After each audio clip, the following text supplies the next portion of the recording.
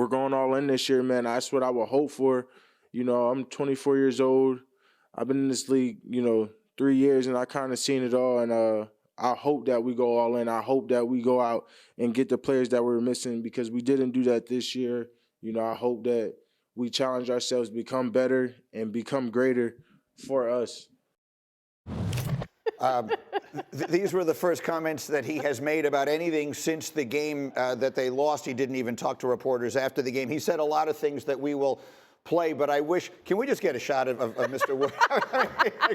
What is that? What does that look telling us, D. Wood? I'm 24, 3 years. I've seen it all. My man, I am delivered. You've only had a taste of the league. 3 years. Yeah. You've only had a taste. You've only had a taste, man. But you know what, Gritty, man? Like, fans always come up to me and be like, "Why you always talk about the Cowboys?"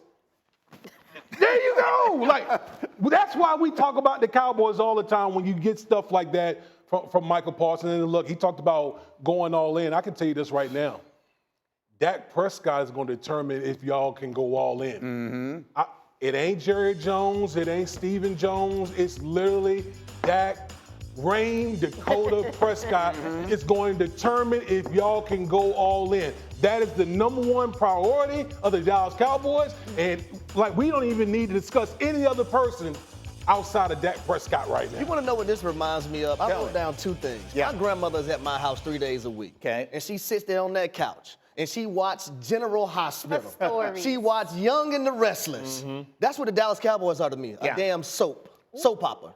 That's what they are. Yeah. Because they we talk about them every week because of things that they've said. Jerry Jones, players, Micah Parsons, the players' parents and relatives. We talk about them more for the antics than we do for them making an NFC championship game, which, Greeny, hasn't been done since January 1996 when I was a little boy. Yeah. Wasn't even a teenager yet. Was Micah even alive then? No, he wasn't, even though he's seen it all in his 3 years. And I am delivered. I've seen it all. I mean, what? I mean, what? By the way, for those of you keeping score at home, he did not in any way address his brother's comments. He did release a statement, you'll recall, when his brother said that Dak needs to take less money or pack your bags. And he did not address that in his podcast yesterday. I mean, at some point he's going to have to answer that question. And to your point, you're talking about it's all about Dak Prescott. Well, I don't know if it's all about Dak Prescott because Dak Prescott can still get his money, but it's tough conversations when you talk about he's seen it all. He doesn't understand how the business works because he hasn't been a part of negotiations where they ask you to restructure. You haven't been part of negotiations where you talk about what your incentives are and they play hardball with you as well. So they got to have some conversations with CeeDee Lamb and maybe Michael Parsons that we have to delay maybe paying you. But he's so naive, right? And sometimes when your kids come up to you, you know that they don't know. Mm-hmm. So you just say, bless his heart. He's going to find out. He's going to find out later. But, this team is a long way from being a successful organization. And this circus that they're creating is only creating distractions, which is keeping their eye off the main thing, which is trying to get this narrative from around them removed. In regards to Micah, he's talking about all these things about improving this team. Let's get guys, I hope we're all in. Micah wants to get paid, CD wants to get paid, and Dak has to get paid. So a lot of people will have their hand out wanting to get paid as they deserve to be, but Jerry Jones is the one who has to decide when and how to pay all these people. Now, getting back to the Jerry side of this, the only thing I think of when I listen to Jerry, when I listen to Micah and the parents and all these people tweeting is Josh Allen, Lamar Jackson, and Jalen Hurts all had disappointing seasons. And I love all 3 of those quarterbacks, but regardless of how you feel about any of those quarterbacks, their organizations tell you from jump, it's this guy. This is our guy. We sink or swim with him, and it's all good. We love that person. And even with the Brock Purdy, after I covered that NFC title game, Brandon Ayuk's mom is walking around with a denim jacket with Brock Purdy's signature on it. In San Francisco, say what you want about Brock Purdy. In San Francisco, they love him and make it clear. What I never hear out of Dallas is Dak is unequivocally our guy, ride or die, and that is what has always been troubling. He's been there for 8 years, so they've seen this, so they understand that you can't go all in, and it's a looming negotiation coming. So you got to kind of put a stain on them first before you say, because you hear the other comments. I told you we'll go as far as Dak will take us, and that's as far as we went. Yeah. So, but here's my thing. negotiation. Let's play that for those who didn't hear it, and then we'll stick. Let's check. We're moving in different directions, so let's do it. For those who didn't hear it, because then D Wood, I want you to go exactly where you're going, but there's people watching who don't know what we're referring to. Jerry Jones earlier this week at the Senior Bowl asked about Dak Prescott and the looming negotiations and all the rest of that. His remarks raised a lot of eyebrows. Here they were.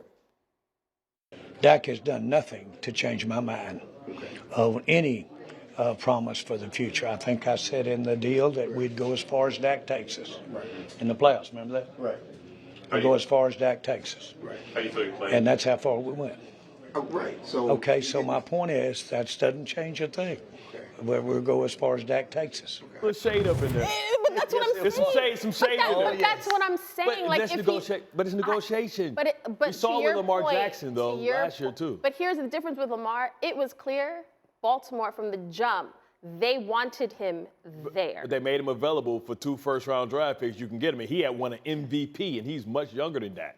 But I understand the art of negotiation. Yes, test the market. But within Dak's career, he has never been afforded what Lamar or Josh or Jalen have been given. And even Brock Purdy, which is, hey, we love you. Like, it's so tepid. I want to make this perfectly clear at this table. Yeah. Dak Prescott has all the leverage here. Yeah. There's no negotiating here. Dak Prescott has a $60 million cap hit. He cannot be traded Or franchise tag. Dak Prescott has all the power. So when Jerry Jones talk about going all in, nothing moves without Dak Prescott. Let's make that clear right now. You can talk about Dak's shortcoming in the postseason, but at the end of the day, we all know how this works. It's all about who has the leverage, and Dak Prescott has all the leverage. But I want Dak to almost have like a Revis, Kirk Cousins, like mercenary like approach here. If he Cousins is available. Listen, let's say this. Kmart is making the right point, which is Dak Prescott has sat there quietly and taken the good guy, all of this. all of it. The difference between the Saquon Barkley situation and Dak is that Saquon's locker room loves him, and Dak's locker room is stabbing him in the back, left and right. He's got the most important player on his offense. His mother is saying that he ain't it. The most important player on his defense. His brother is saying he needs to take money or pack his bags. Dak, I think, has to give serious thought to using all the leverage that D. Wood correctly points out he has and saying, I need to get up out of here. There are places in this league that will give me all the money that I want where I don't have to put up with any of this nonsense, and I just cleaned up my own language on nonsense. Or will they? Like, or will he go out there like Bill Belichick and realize that it is you much can tell love me out there whatever the going rate for top-level quarterbacks are right now. The Atlanta Falcons wouldn't give it to him like that. Bring him down there all of a sudden. You put him on Atlanta, that team is every bit as good as the Cowboys are right now. Not if Justice Fields is available for Justin 2 years. Fields? Yeah. Second-round pick. Yeah, for second-round pick, and he's available for 2 years. Would you rather have Justin Fields? Yes. Or than Dak Prescott? Yes, because I know it's an upside, and I know that he's younger. I would much rather have him in Atlanta. I don't agree with that one. I'd much rather have it. You got poor Damon, can't even look at you. On Atlanta, with his ability to run the ball, he's a 1,000-yard rusher as a quarterback with B.J. Robinson to grow.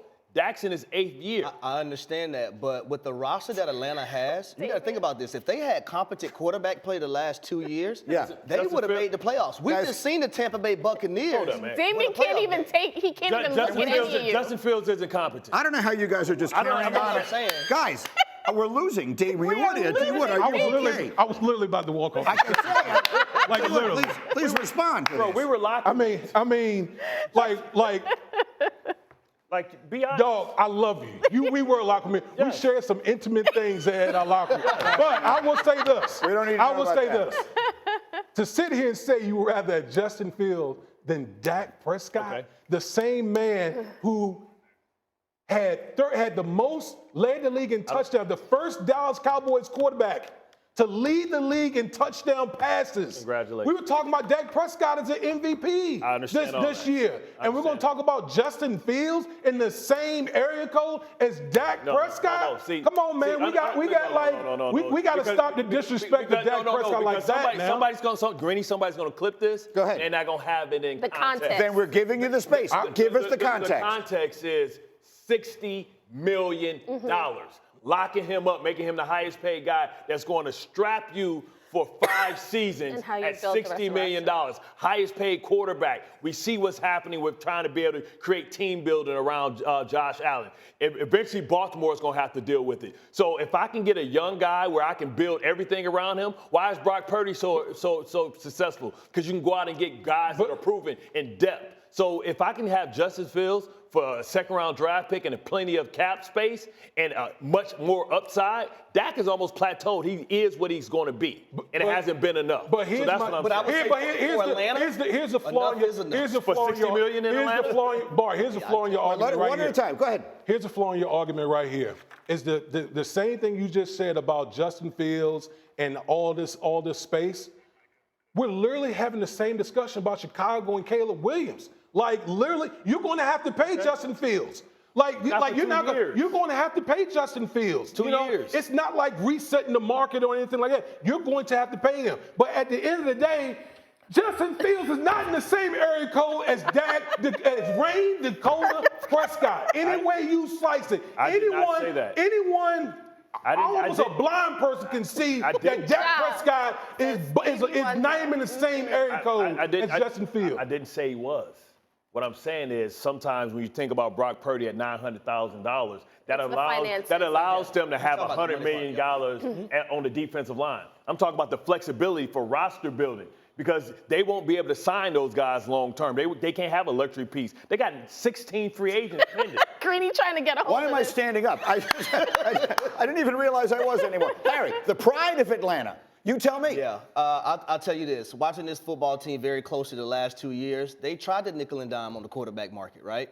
And it was a disaster, a complete disaster. If they have an opportunity to get Dak Prescott, I will tell them, please don't get Dak Prescott. I'm tired of at $60 million. It's fine with me. I mean, whatever. It wouldn't be It's fine with you. It's fine to build a roster. But you can actually create. When you make a new contract with him, it will be shaped the way all the contracts are shaped, where you make it as friendly as you can for the roster, as opposed to the flat $59.5 million hit that he has on the Cowboys' books for this coming year. Let me get Kmart in here on something else entirely, because I always come to you as my psychology major. I'm riding this thing.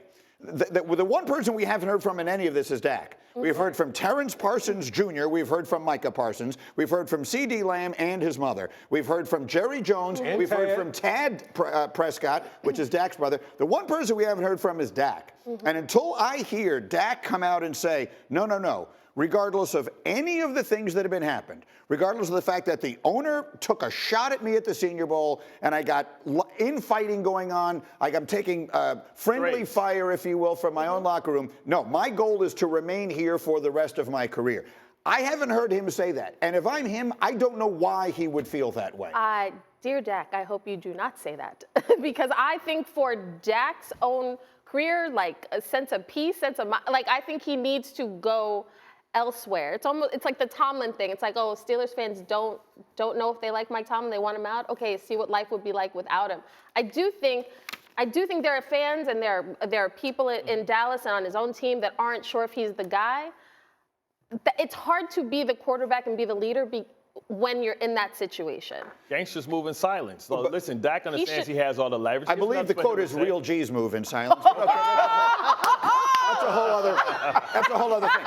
I can only play what it's called. Whatever they're calling, whoever personnel they're putting on, I'm not putting out personnel. I'm not putting out the calls. Nothing's coming from me. So you could put that and put that wherever you want to be or wherever you want to put it, but they're not coming from me. The package is in. I've even told multiple players, coaches that I'm very fine playing linebacker in playoffs if that's what y'all want me to do. I just want to win. Taking strays. Boy, I confess he did. You should have seen these guys' faces when he said that. What you guys who played? I mean, I confess he did it. But he didn't make any impactful plays. So what he's basically saying is, I could have stood up and played linebacker and stopped them from running the ball down my throat. So now he's throwing Dan Quinn underneath the bus, who's created a system for him to flourish in. That's why he's going to get hundreds of millions of dollars because of the system that he plays in. Listen, like I've said it before, and like Micah, takes everything personal, but he talks too damn much. Like sometimes you just gotta. That's not your line, bro. When you get your ass kicked like that, you gotta learn how to understand it ain't your line. History is written by the winners, and you losing, so you gotta shut your mouth, man. Like, let me say this. Pump your brakes. Listen, Micah Parsons is a phenomenal player. Yes. Right? But I think one of the issues that's happening in Dallas when you have these meaningful and important games, and Michael Irvin touched on this a few years ago, the stars aren't playing like stars in those biggest moments. Because I can easily look at Michael Parsons in the 4 playoff games. He has 1 sack. He has 1 sack now. He's a phenomenal player. Michael Parsons, I'm admitting, you're a wonderful player. But in 4 playoff games, you have 1 sack. 1. It's not just, to me, it's not just that the stars aren't playing like stars. I look around the league, a lot of locker rooms have a leadership void. And I feel like Dak gets undercut by everyone. So now the QB who should be the vocal leader, what my QB says is gospel. And you've got Jerry Jones, who's like the face of the whole organization and not the head coach. And now Micah's the leader, but he's been here 2 minutes. Like Raekwon, shows you leadership. Like Fred Warner shows you leadership. He hasn't learned how to be a leadership at the ripe age of 24. He has some development to do. The point is, and D. Wood, you started there, and we'll have more time for this later. Bill Belichick always says, we can only have 1 voice. The Cowboys have 53 voices, plus the owner, whose is the loudest of them all.